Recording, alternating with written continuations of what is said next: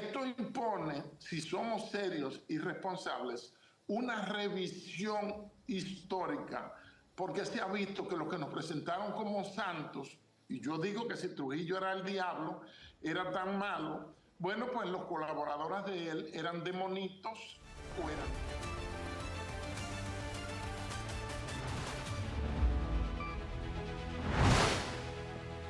Hola, ¿qué tal? Muy buenas noches. Bienvenidos sean todos ustedes a su programa La Mirada, aquí en el Canal 4, tu televisión pública de Radio Televisión Dominicana. Mi compañera Lizeth Selman está cumpliendo con otros compromisos profesionales, así que estaremos acompañándoles durante toda esta hora. Un servidor, Víctor Gómez Casanova.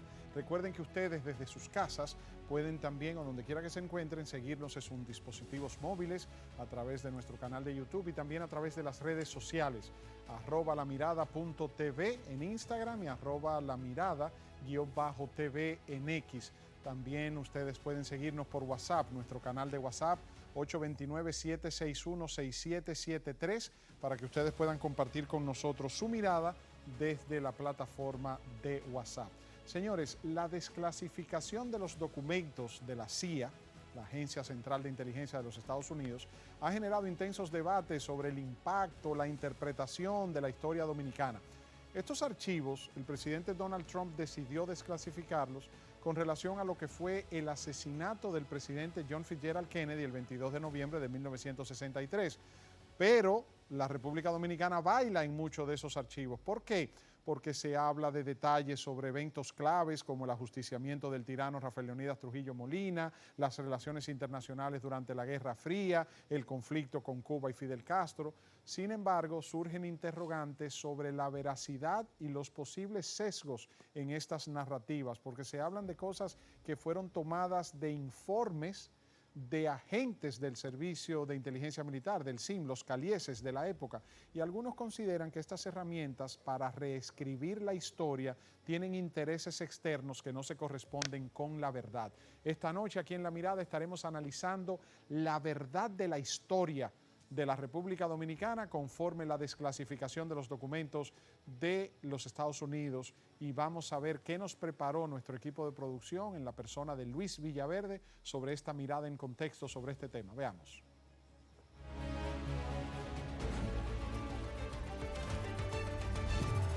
La desclasificación de los archivos secretos de la Agencia Central de Investigaciones, CIA por sus siglas en inglés, durante el gobierno de John Fitzgerald Kennedy continúa generando debates en la República Dominicana.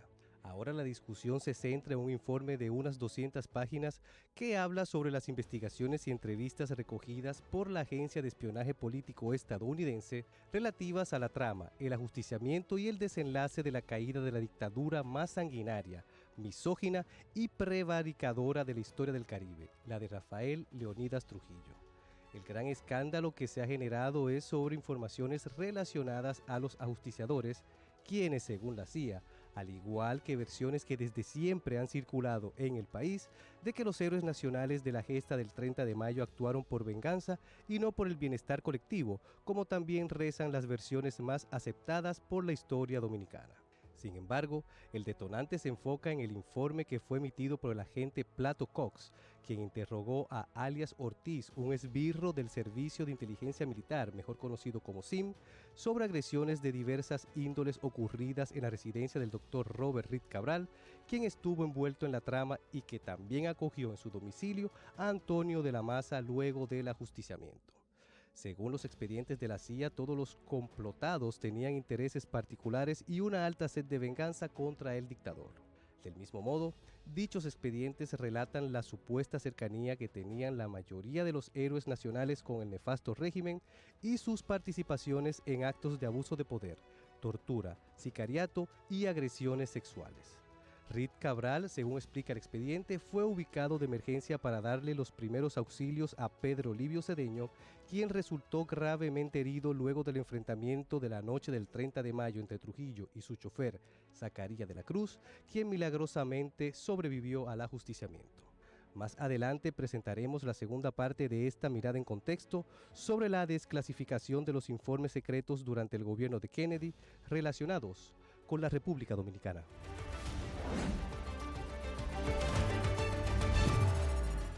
Gracias a Luis Villaverde por esa primera parte de la mirada en contexto. Más adelante tendremos la segunda parte. Contamos con la presencia aquí en nuestros estudios y le damos la bienvenida al ex juez de la Suprema Corte de Justicia, al magistrado Hirohito Reyes, quien es además de abogado y magistrado historiador. Gracias, magistrado. Un placer tenerle aquí con nosotros. También vamos a tener por la vía del Zoom, aquí en nuestra pantalla, a los historiadores Julio Valentín, que me interesa y qué bueno tener la óptica de Julio Valentín, porque Julio, magistrado, es más joven que nosotros, entonces tiene una mirada con una percepción, una generación diferente a la nuestra. Y también Damián Arias Matos, que es historiador y escritor. A ellos los tenemos ya directamente por Zoom.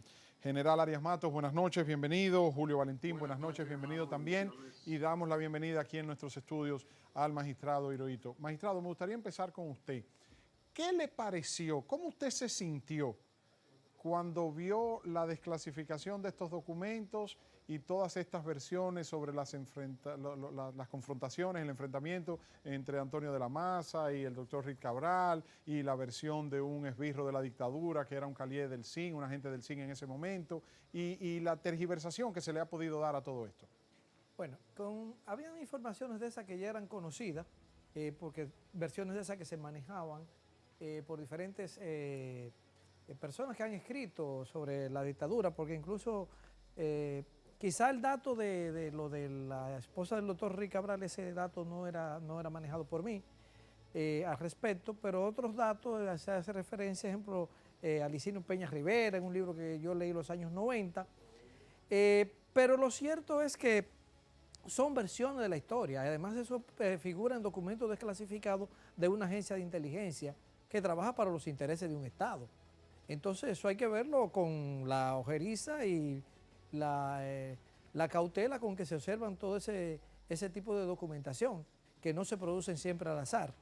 Entonces, siempre cuando pasa un hecho histórico, pues se trata de constatar los documentos escritos que puedan haber al respecto, la parte anecdótica, las versiones que se dan los de esa generación.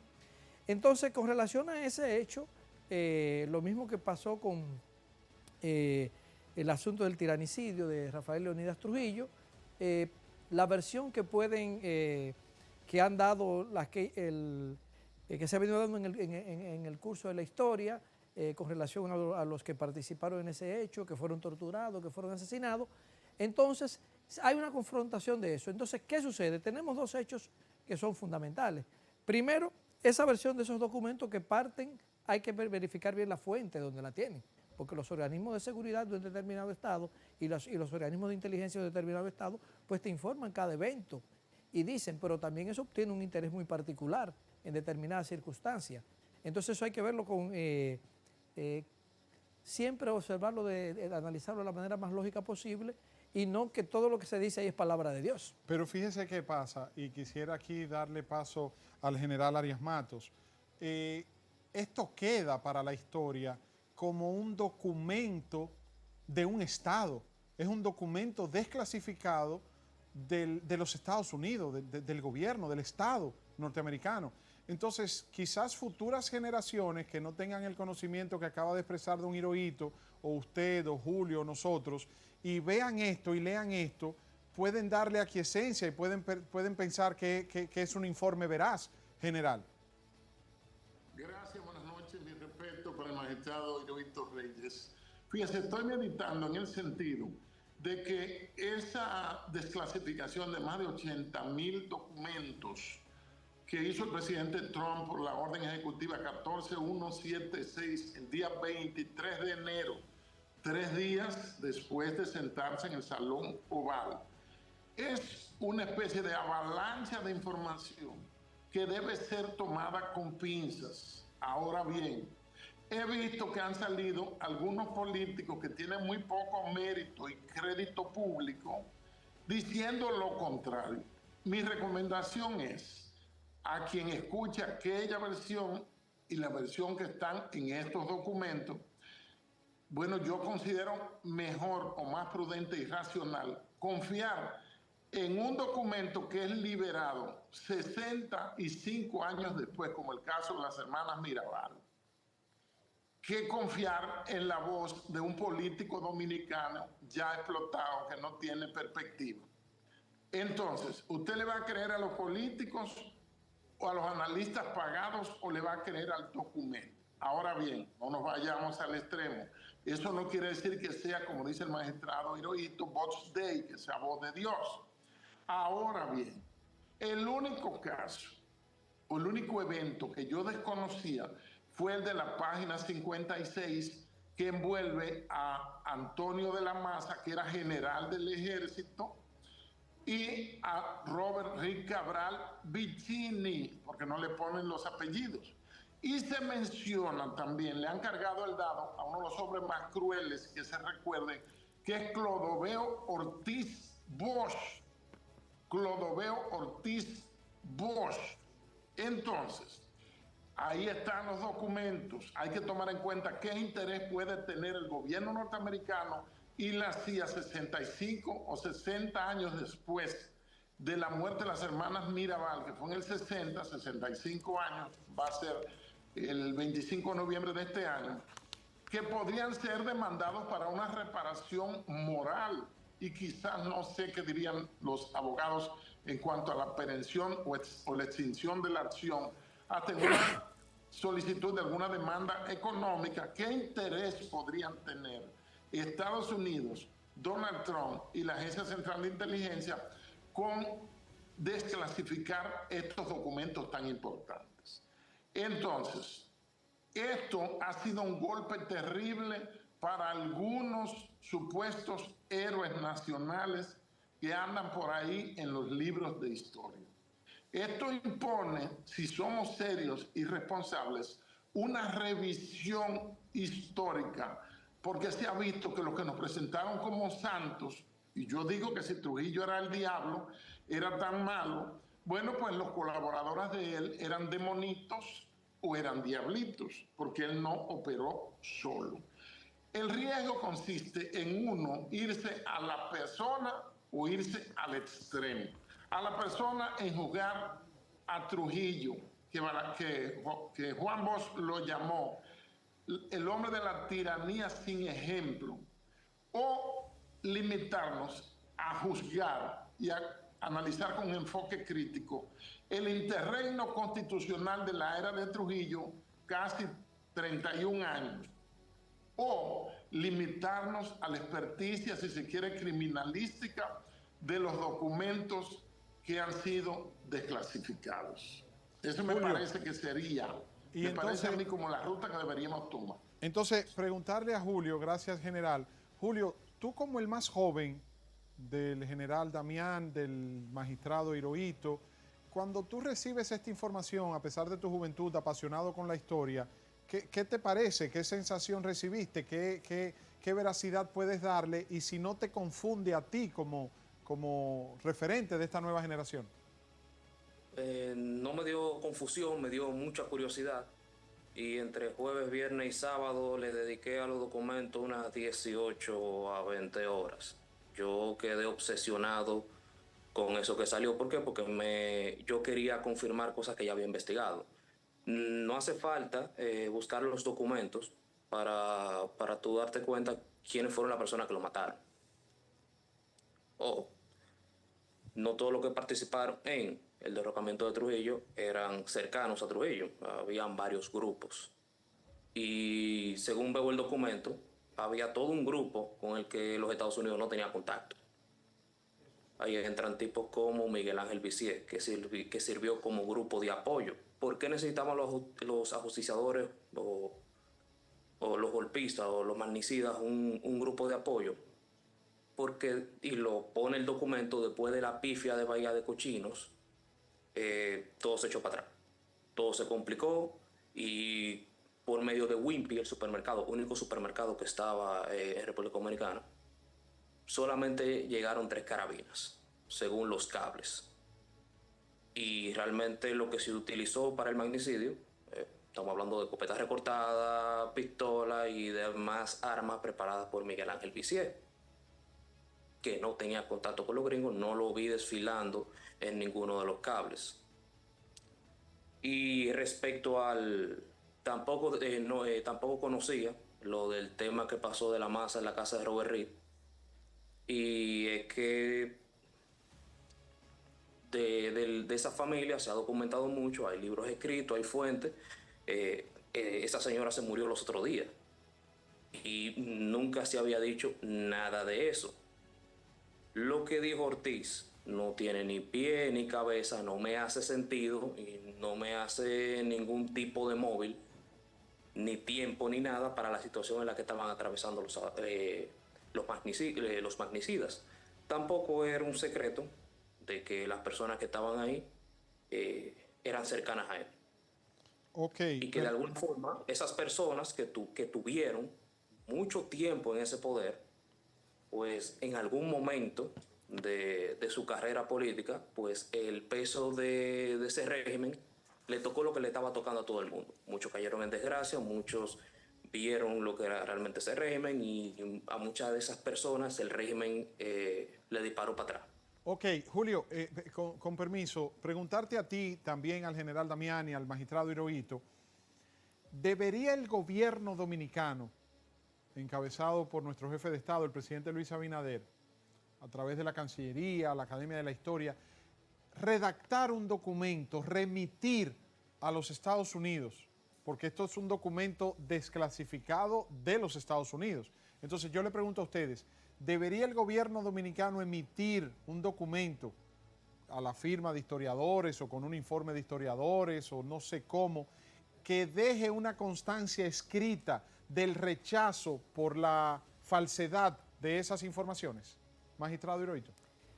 Son datos históricos, es decir, el gobierno dominicano puede hacer una manifestación diciendo que está de acuerdo o no está de acuerdo con el contenido de ese documento, pero el contenido de ese documento ya está ahí escrito. Lo que yo creo que como han señalado los dos distinguidos, tanto el general y el distinguido joven brillante al respecto, que la historia lo que hace es que se coteja y se estudia por documentos, se recogen informaciones particulares y después se hace un análisis crítico y se trata de reconstruir, porque siempre estos eventos históricos, fíjense, ahí hubo elementos, vamos a suponer, el caso de las hermanas Mirabal, que hacen una información en esa documentación desclasificada al respecto de la imputación o no, la participación que puede haber tenido Rafael Leonidas Trujillo en ese evento, pero también si usted recoge los actores principales y los que vivieron esa generación, aparte de esas personas que se le imputaban ese hecho, fueron enjuiciados posteriormente a la caída del régimen. Entonces ahí usted tiene una confrontación entre generacionales que vivieron ese momento, que participaron de manera activa, después una documentación que se da, que nutre esa agencia de inteligencia para esos mismos tiempos, que después se clasifica tiempo después, y lo que sucede como todas las cosas de la historia, que se confrontan, se constatan y después se sacan inferencias. Creo que el tratar, vamos a suponer, de lo que se denomina reescribir la historia, pues independientemente ya los datos están ahí, lo que hace que se analiza. Yo creo sobre todas las cosas, vamos a suponer, que hay dos cosas que son inalterables. Que Trujillo fue ajusticiado, eso lo sabe todo el mundo. Las personas que intervinieron en el ajusticiamiento de Trujillo ya son de todo conocido. Se puede venir regatear con el asunto de las motivaciones o no motivaciones que tuvieron, pero en el hecho y la participación y las consecuencias de eso en la historia está ahí. Lo mismo sucede con el caso de las hermanas Mirabal, que fueron objeto de un asesinato, que dieron el mayor sacrificio que puede dar un ser humano, que es su propia vida, y las consecuencias que eso tuvo hasta en la misma caída del régimen. Y esos son hechos que ya no son inalterables, que de ahí no se pueden quitar ni regatear ningún tipo de mérito. Entonces, independientemente de que el Estado emita un documento o no, yo creo que la participación histórica de todos aquellos que han intervenido en esos hechos que se habla de desclasificación están ahí.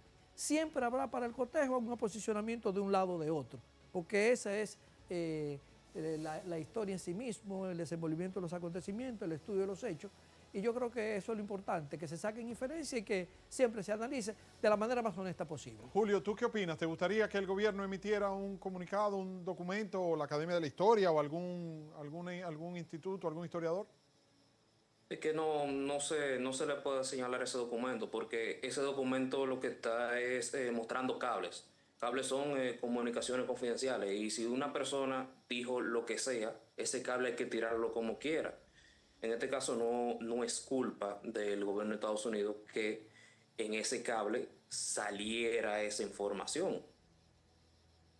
Y imagínate. Ok, ¿usted qué opina, general Damián? Bueno, yo considero muy cuesta arriba que se vaya a hacer. ¿Por qué? Porque se está apostando a la ignorancia colectiva y que las cosas se queden así. Aparte de que sería, me parece a mí, un ejercicio diplomático y también de escarceo inútil, tal como dice el joven contertulio, porque ya eso está ahí. Ahora bien, ¿qué es lo que realmente importa? Lo que debe importarnos es algo que ya se sabe hace mucho, porque Bernardo Vega, el mismo Víctor Grimaldi, quien le habla, lo ha dicho en un libro de 2011, se confirmó hace mucho que la CIA trabajó y organizó con actores locales el magnicidio, la muerte de Trujillo. No me gusta decirle ajusticiamiento, porque eso no existe. Ajusticiamiento es en un país que tiene un Estado de Derecho que contempla la pena capital, los jueces apoderados fallan en las diferentes instancias y surge una sentencia que adquiere el carácter de la cosa ya definitivamente juzgada y condenan a muerte a determinadas personas. Eso es ajusticiar. El término más socorrido, por no decir el dramático asesinato, es decir, el de magnicidio. Entonces, se sabe ya hace mucho la participación de la CIA en la muerte de Trujillo. Ahí hay documentos donde sobresalen el subsecretario Thomas Mann, el secretario de Estado Dean Ross y también Mayor Bundy, que estos tres precisamente trabajaron, eso lo resalta Víctor Grimaldi en su libro Sangre en el barrio del Jefe, en una de sus últimas páginas. Ahí él explica que esos mismos tres, Dean Ross, Mayor Bundy y Thomas Mann, que tiene el nombre de un literato inglés, claro, participaron en el tema de salir de Trujillo en el 61 y también tuvieron que ver ya en el 65 con la invasión y manejaron también el derrocamiento de Juan Bosch. Una es pregunta. Decir, los mismos tres. Escúchame, general, que Julio, sí, perdóneme, general, que tengo que despedir a Julio, pero Julio, no quiero que te vayas sin antes responderme esta pregunta. ¿Qué tú entiendes que provocó que los Estados Unidos, después de haber sido de los principales apoyadores de Trujillo y su dictadura, entonces después apostaran a su ajusticiamiento? Fácil, se convirtió en un gobierno inútil para ellos, se convirtió en un gobierno errático, se convirtió en un gobierno débil.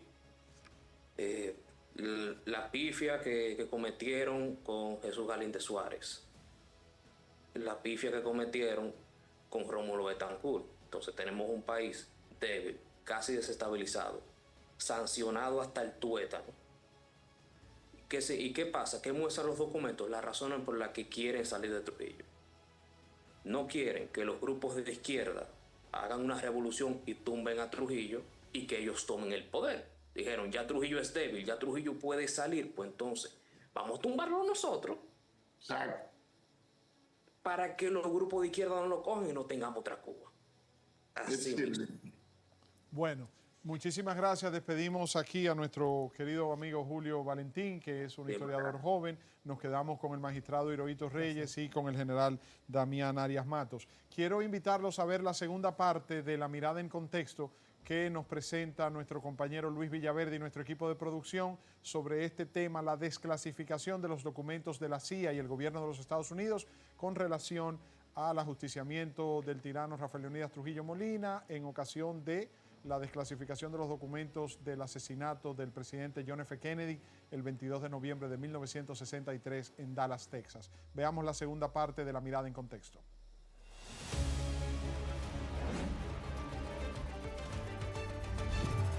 La recién desclasificación de los expedientes secretos durante el gobierno de John Fitzgerald Kennedy demuestran el interés marcado que tenían los norteamericanos sobre los dos estados que comparten la isla de Santo Domingo.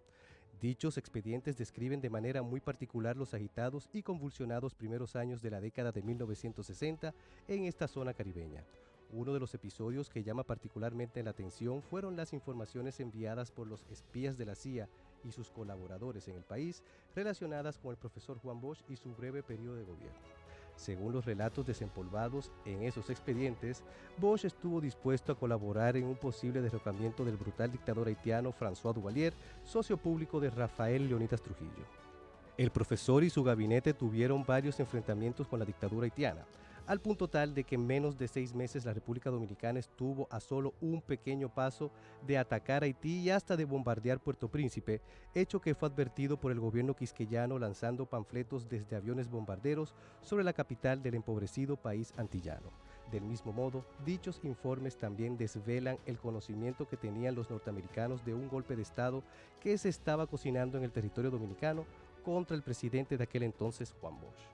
Solo pasaron 15 días del envío de ese reporte cuando se materializó el derrocamiento. El conocimiento era tan profundo de lo que sucedía tras bambalinas en el país que los estadounidenses sabían que Antonio Inver Barrera era de los orquestadores del golpe militar del gobierno democrático de Bosch y que tenía intenciones de convertirse en presidente de la República Dominicana, vaticinio que se materializó durante la Guerra Civil de abril de 1965. Entonces, toda esta avalancha de informaciones recogidas por la agencia de espionaje norteamericana revelan al final la importancia estratégica que posee la República Dominicana para los Estados Unidos, razón por la cual desde hace muchas, pero muchas décadas atrás, ojos, oídos, bocas, manos y balas estadounidenses pululaban por los círculos de poder dominicanos con la clara intención de saber de primera línea lo que acontecía en este estado, donde el gigante del norte posee muchos intereses, algunos de los cuales serán conocidos dentro de 50 o 60 años más adelante, cuando se vuelvan a desclasificar expedientes tal vez de esta o de las pasadas administraciones del poderoso país capitalista.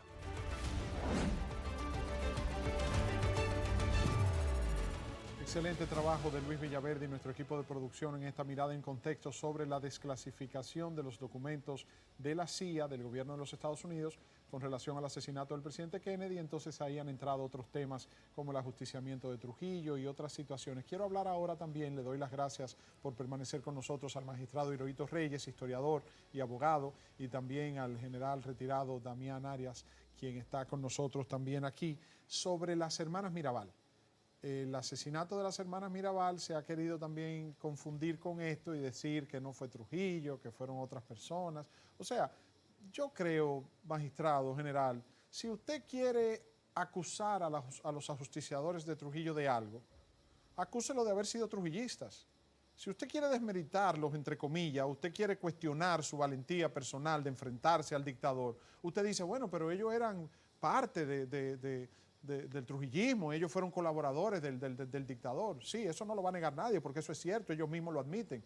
Ahora, ellos actuaron frontalmente contra el dictador, pero ¿por qué venir a inventarse cosas para mancillar el honor de esas personas después de haber perpetrado el ajusticiamiento, magistrado general?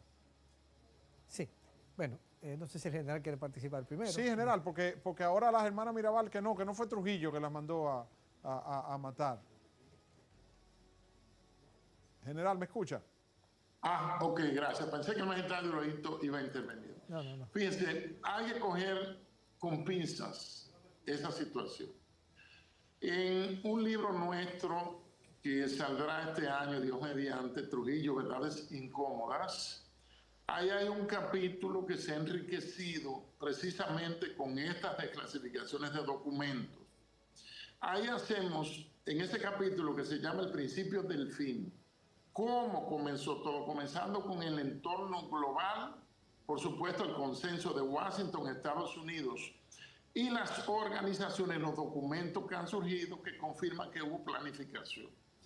Hay una persona muy reconocida de este país, que él no me ha autorizado a dar su nombre, pero que se mueve en los medios, que me dijo que Víctor Alicinio Peña Rivera, que era capitán del ejército, que era el encargado del Servicio de Inteligencia Militar, que fue fundado septiembre del 57, es decir, 3 años y algo antes de Trujillo desaparecer del escenario, Vivía aquí en Santiago, en la calle Sánchez, número 140.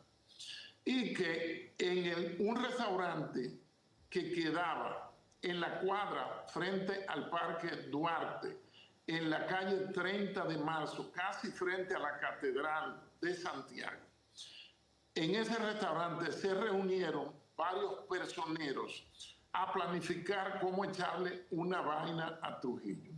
Eso en términos técnicos se llama una operación de falsa bandera, que es cuál iba a ser el culpable automático. Iban a decir que era Trujillo, pero eso fue el catalizador, como nos decían en química cuando yo estudiaba bachillerato en el siglo pasado, que es un elemento que es integrado a una reacción para acelerarla, una reacción química o para desacelerarla. Entonces, lo que vino a ponerle la tapa al pomo fue precisamente la muerte de las hermanas Mirabal el 25 de noviembre del 60.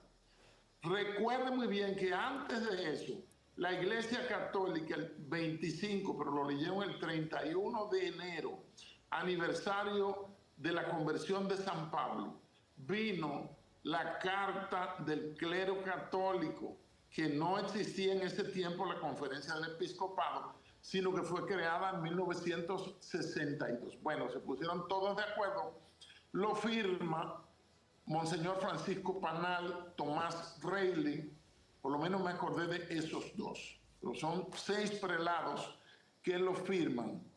Y ahí ellos descubren que Trujillo era malo y que había que salir de Trujillo. Y ya en Estados Unidos había ascendido al poder el primer católico en la Casa Blanca, 43 años el más joven, John Fitzgerald Kennedy, y se estaba hablando de que Trujillo tiene que irse porque hay que tomar un elemento en cuenta. La duración de la dictadura de Trujillo fue la más larga de todas. Solo Stroessner en tiempos posteriores duró, creo que fue 35 años en Paraguay. Y ahí no hay consenso entre los paraguayos en decir que Stroessner era un dictador. Bueno, Trujillo era un dictador, eso está fuera de toda duda, y estuvo encima del poder, porque él tuvo 4 presidentes gomígrafos, pero él era el jefe, él era el que mandaba. Esa es la realidad. Y esas señoras que no vivieron nunca en esa casa que queda ahí en Ojo de Agua, donde está el Museo Hermanas Mirabal, que mataron también a Rufino de la Cruz, miren la imagen ahí. Bueno, la foto de Rufino, su gorra, su lanilla, su foto de su cédula, foto de su boda y un destornillador, los dueños de la verdad histórica del Museo Hermanas Mirabal se lo mandaron a Milady, la hija única que tuvo Rufino de la Cruz, para no enviarle parte del dinero por las entradas y la asignación que tiene ese museo de la Dirección General de Museos y del Ministerio de Cultura.